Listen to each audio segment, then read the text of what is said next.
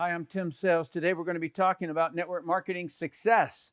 Who earns millions, who earns zero, but more important, why?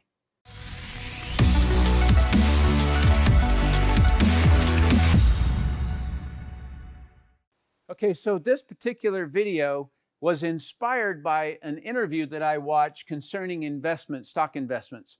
And this gentleman is Ray Dalio, and what he said was phenomenal. He goes, the top 0.1% of the population's net worth is equal to about the bottom 90% combined.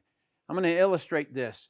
Okay, so here is the bottom 90% of the US population, and then this is about 9.9%, and then that little tiny thread right there would be the top 0.1%, okay? And their wealth is equal to the bottom 90%. And he calls this the wealth gap, all right? What I really loved is what he said about it. In other words, he was describing what he felt as though was the problem. And he said 22% of the high school population is either disconnected or disengaged. And the reason that spoke to me is because I've been in the industry of network marketing for 30 years. I've taught a network marketing certificate course at the University of Illinois at Chicago, was interviewed by Larry King, consulted a couple of hundred network marketing companies, and have built huge organizations.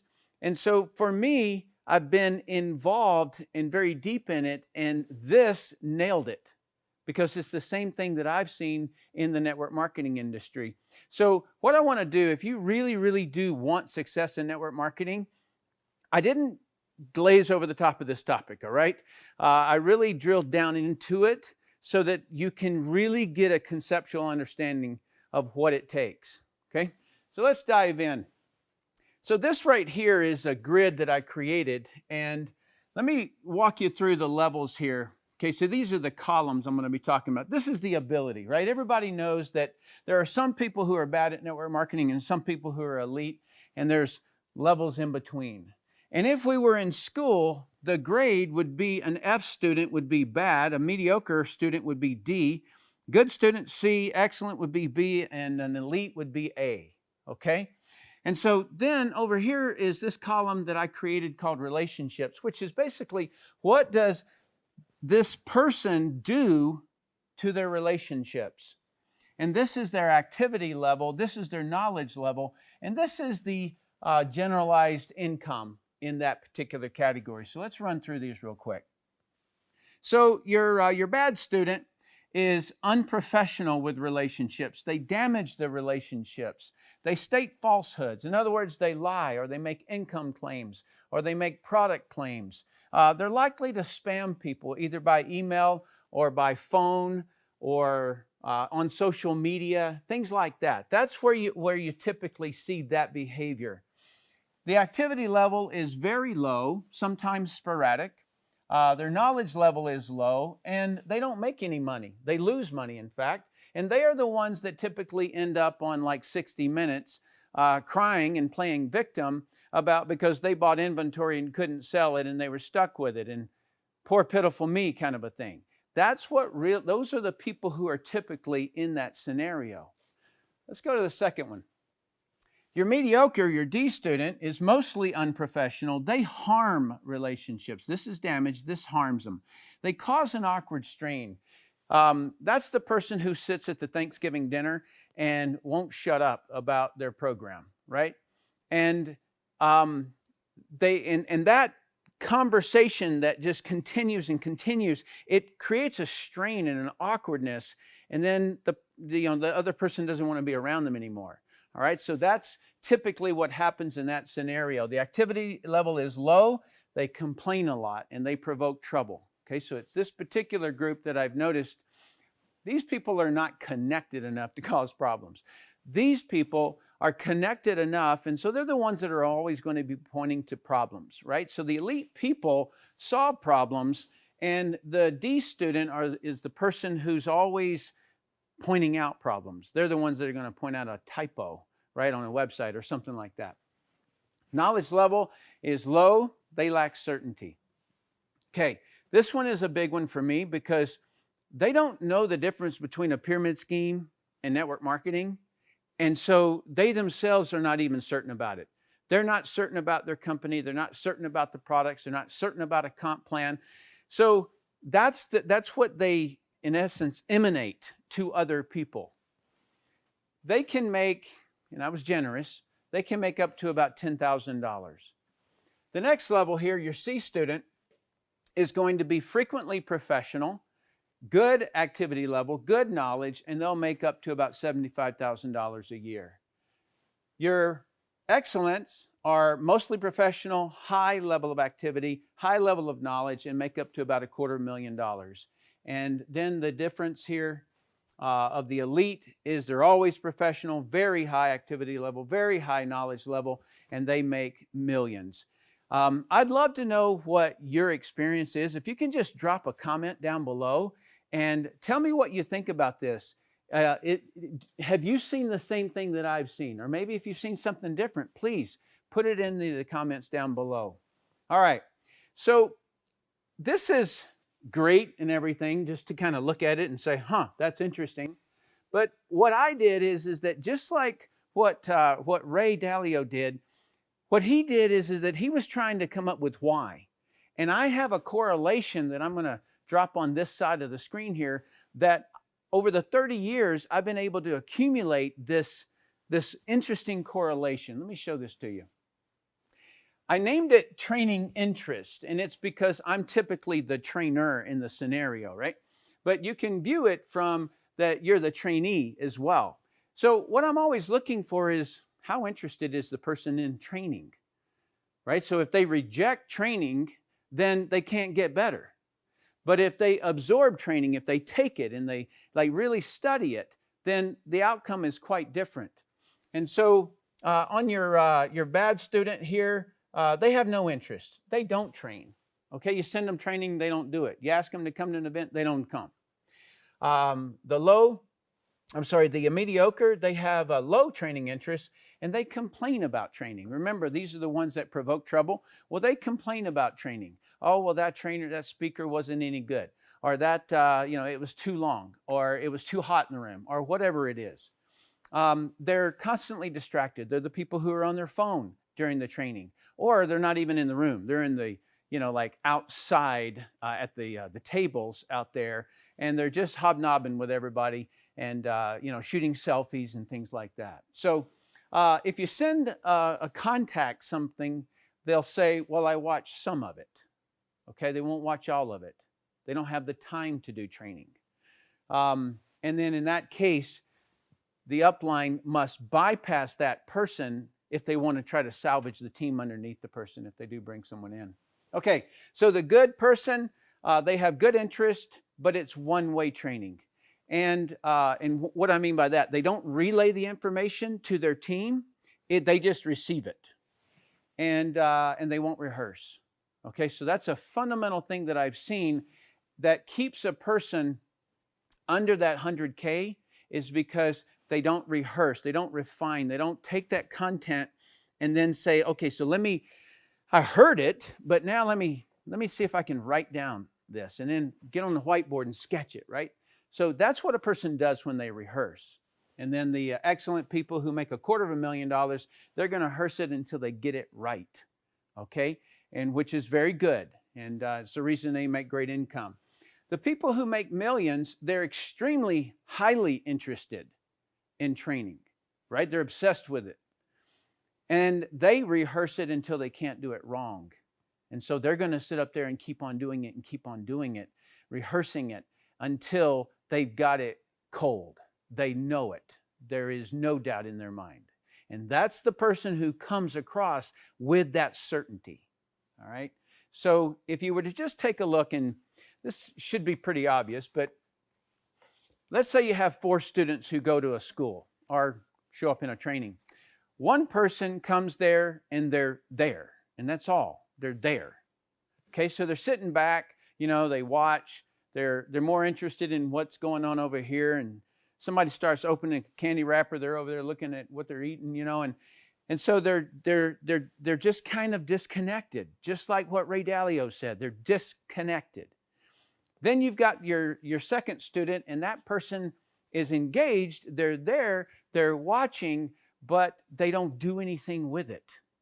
All right, so they're interested in the topic, but it's more from they want to create an opinion out of it. You know, well, I got an opinion about it, right?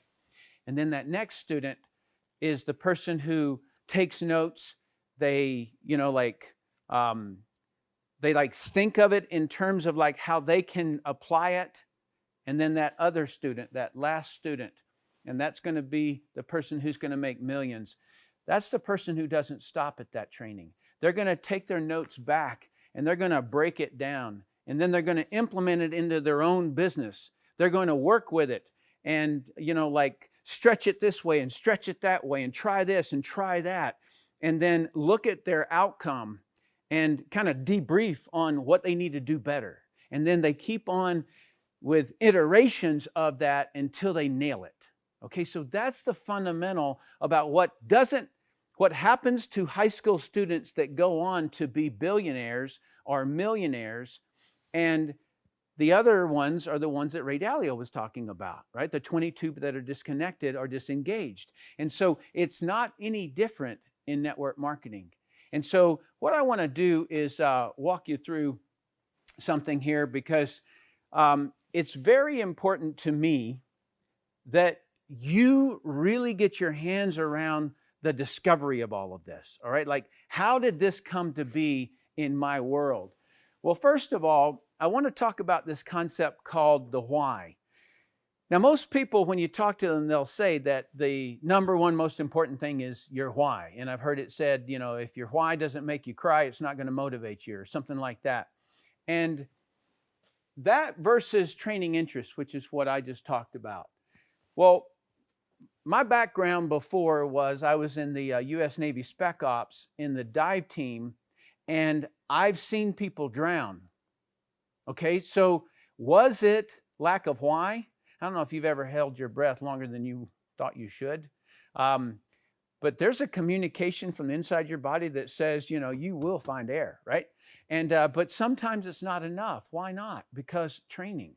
And it's the reason that U.S. Navy Dive School is 22 weeks long, right? Where, you can go get a PADI course for what, like 2 hours? And that's the difference, is the depth of the training.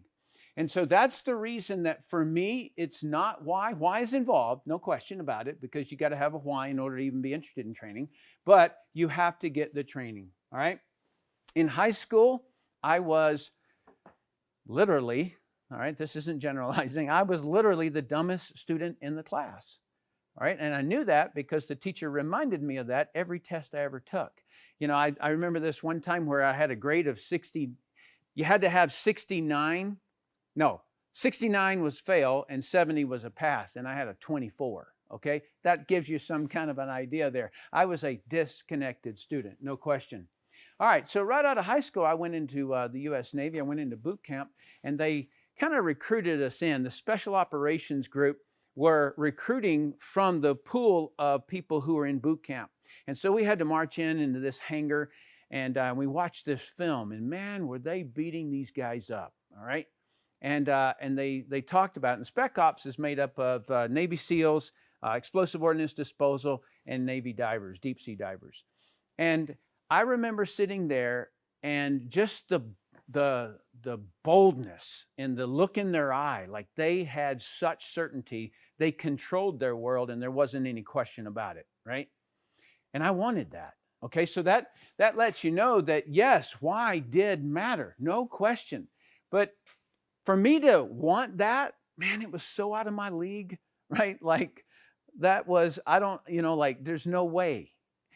And that's the same way that a lot of people feel in network marketing. The first person that I watched on a stage, he was making $80,000 a month. And I thought, man, that is so out of my league, right? So I went into Spec Ops. Took me 4 years to get there, continually requesting for it. I finally got it, all right? Knowing that I didn't know, like I knew that I was going to be the dumbest student in this class also, ended up being my greatest asset. All right? Let me tell you why. Because I knew that I had to work harder, so I woke up early. I rehearsed the knots that we had to tie underwater. I would, I remember, continually moving the regulator over the manifold so that I always got that right, because it has to seat up against an O-ring. All right. Now I know I'm giving you specifics, but what I'm doing is that I'm getting you back into my life at that time where I wasn't satisfied with just showing up to the class. I wanted to rehearse it so that I wasn't dumb on the subject, right? So that's the reason that I would wake up early and do whatever it did just to go over it a few more times before class, all right? And so I worked harder, and that ended up being my advantage. In that community, and now I'm really starting to push in on what network marketing is all about here. In that community, training was the culture and still is. And what do I mean by training was the culture, right? Instructors assumed we knew nothing, just as we as leaders should assume that the new person knows nothing, all right? The first people that they cut, and they cut most of the people out of the class, the first people they cut were the arrogant ones. Well, now you would think that it had to do with something else. No, they were just the arrogant ones. And what the instructors later told us is the arrogant people who think they know, they can't learn. And they are constantly the ones who cause problems on the battlefield. And so they were the first ones cut. So what do I mean by training was the culture? We leaned on training, like this table right here. I'm leaning on it. That is what our support was. Okay, so let's say that we've got a guy and he can't quite figure out how to calculate the dive tables. Well, what do we lean on? We lean on training. What else could we lean on? Well, he doesn't have a big enough why. We can't solve that, right? But we can solve training. We can get the guy down and we can sit down and we can just keep doing it over and over and over until that person does it right, and then keep on doing it until he can't do it wrong. And so that's the reason that the entire team was devoted to training. And that's why I say we leaned on training, because there was no other thing that we could lean on that would solve the problem. Okay? So, network marketing. I answered an ad in the newspaper just to try to go to settlement on a house that I'd put money down on, right? And so what I was trying to do was just basically find something that I could do just on a part-time basis so that I could go to settlement. And so I thought, well, I'd sell Cutco knives or something, right? Even though I never sold anything in my life. And the ad, as I went through the Washington Post newspaper at the time, now this is going back like in 1989, every single one of the ads said experience required, 2 years experience required, 4 years experience required. Well, I didn't have any experience. And so, but there was one ad that stuck out. It had these two words, will train, all right? And it was way out of my league, because there was the amount of money that they said that you could make was completely out of my league, right? So what did I lean on? Training. I answered the only ad that said will train. All right, it was like it spoke to me. Because nothing is unknowable. You ever think about that? Like there's nothing unknowable in the whole world. Everything gets better with the right training. If you want to get better at fishing, train. If you want to get better at cooking, train. If you want to get better at videography, my videographer's behind you there, train, right? He trains all the time. He's always getting up, training up on the new gear. And so there's just nothing that if you get the right training that you don't get better at.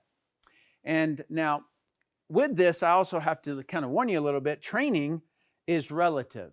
Okay, so like I spoke of earlier, scuba, you can get a scuba certificate in a couple of hours in Bermuda. I did it, right? And versus 20 weeks to be a Navy diver. Well, what's the difference? Well, one teaches you how to blow bubbles.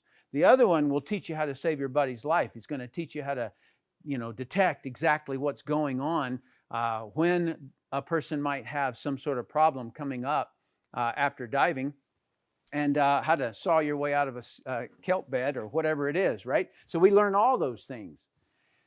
And then there's also the pedantic nature of training. And what that means is that if somebody's overly obsessed with the study and doesn't necessarily ever apply it, well, that typically is where a person's just always receiving training and they never apply anything. And so the kind of training that you want to deliver is that kind of training that they can then turn around and implement it into their lives, right?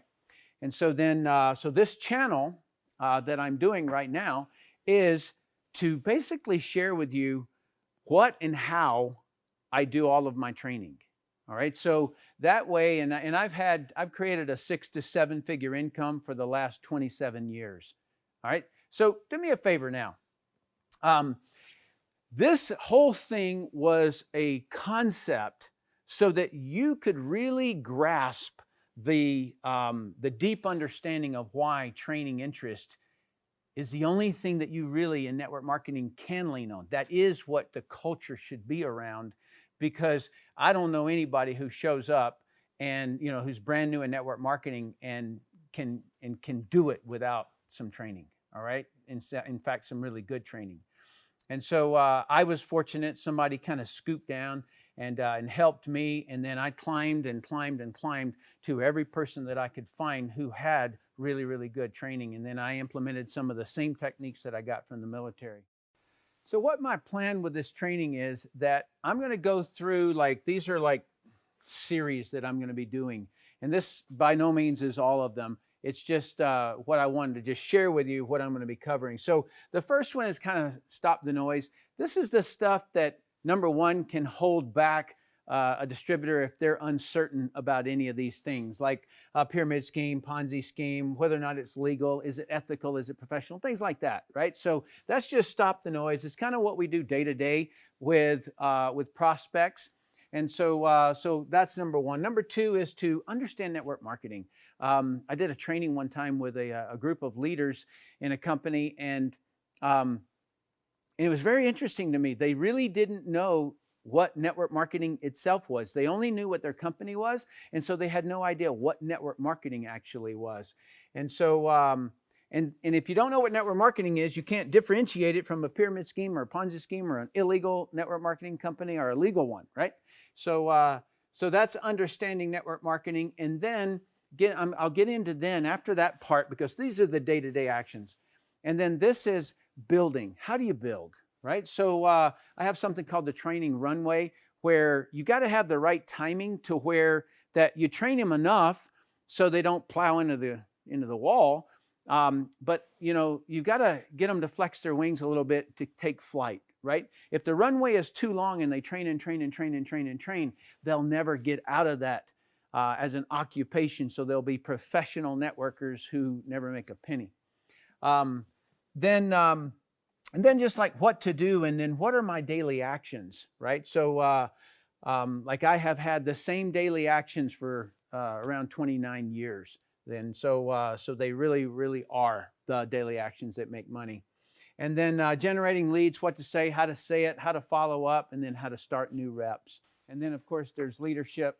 And as the very, very old book says, that there are no bad teams, only bad leaders. And I have seen that again and again and again. The leader is the one who sets the standards. What's the performance of the daily actions? What do they do? And so you set that standard, you get everybody to it, and then you raise the standard and get everybody to it and you raise the standard. All right, and so there's techniques in how do you go about doing that. And so so you just keep on repeating that. So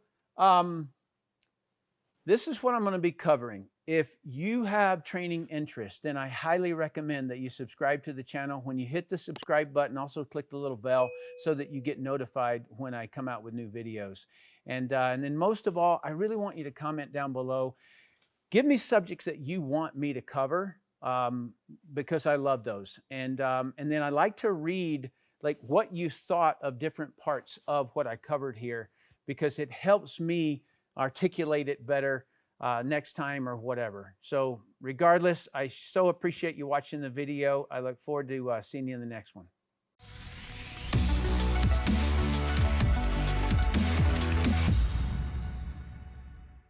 Hey, did you like this video? if you did, share it with your teammates. The more people that we can get to understand that we lean on training, the better the whole industry is going to be. And so, and also you, how about you? What's your training interest? Please comment down below and let me know.